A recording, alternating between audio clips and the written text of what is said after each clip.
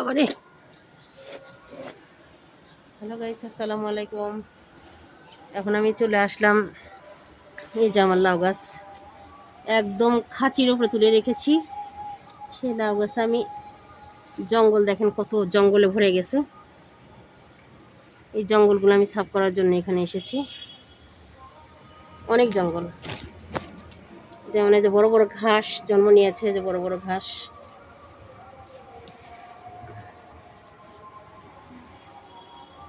অনেক আগাছা জন্ম নিয়েছে।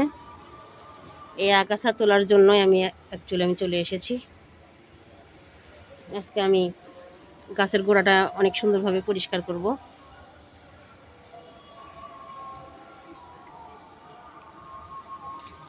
এই আর কি, অনেক ময়লা হয়েছে। এটা আসলে উপরে রেখেছি, তাই আসলে করতে পারি না, সাফ করতে পারি না।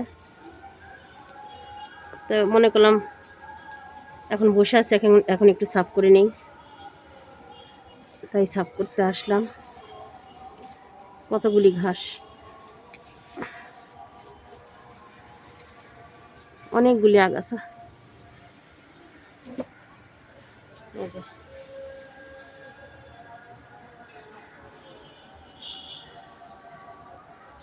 এই আগাছাগুলো জন্ম নিয়েছে, ঘাস ঘাস।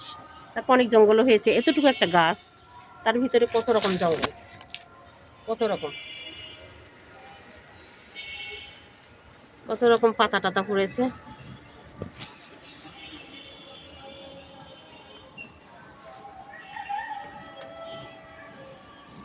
এই আর কি, ঘাসগুলো সাফ করে একটু সার দেওয়া লাগবে, সার।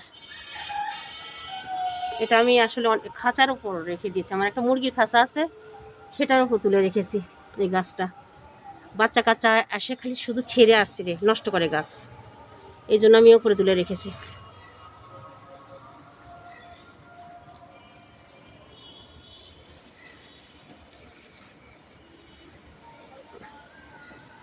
এই আর কি, গাছটাতে পানি দেওয়া লাগবে। ওপরের কারণে পানি একটু কম দেওয়া পড়ে, একটু মাটি দেওয়া লাগবে, সার দেওয়া লাগবে।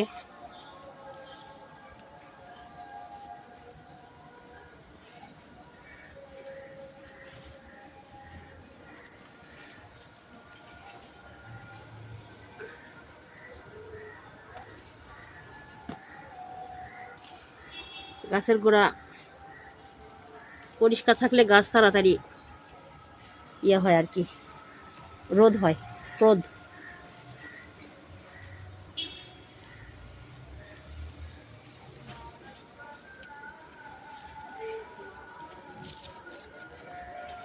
এটা সাফ করার পরে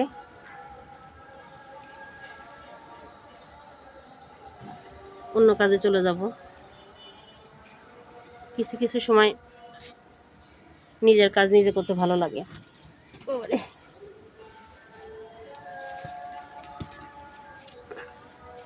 কিছু কিছু সময় নিজের কাজ নিজে করতে ভালো লাগে। জাগালটা চলে গেছে, কোন দিক দিয়ে ওই যে কোন তো চলে গেছে।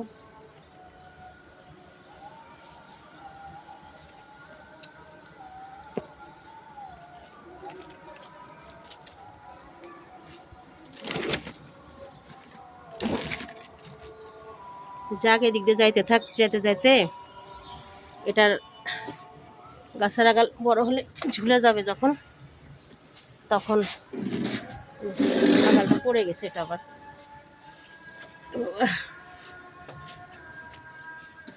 বড় হলে আগালগুলো ঝুলে নামতে নামতে তারপরে যা হয় একটা তো হবে। এই আর কি, আমাদের এখানে ছাদে ট্যাপ আছে, এই যে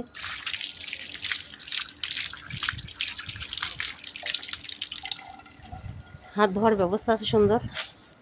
ছাদে একটু সুবিধা আছে আর কি।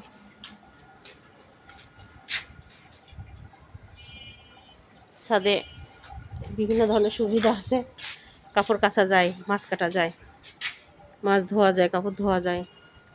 সুন্দরভাবে বাড়িওয়ালা ট্যাপ বসায় রাখছে। এই আর কি।